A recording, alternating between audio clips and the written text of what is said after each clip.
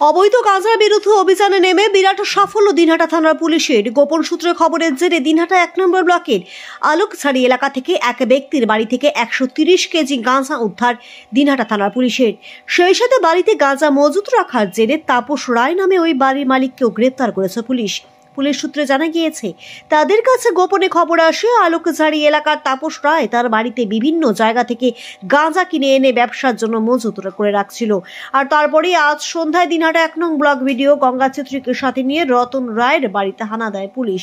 আর সেখানেই বস্তায় মজুত করে রাখা প্রায় ১৩০ কেজি গাঁজা সহ রতন রায়কে হাতে নাতে গ্রেপ্তার করে পুলিশ।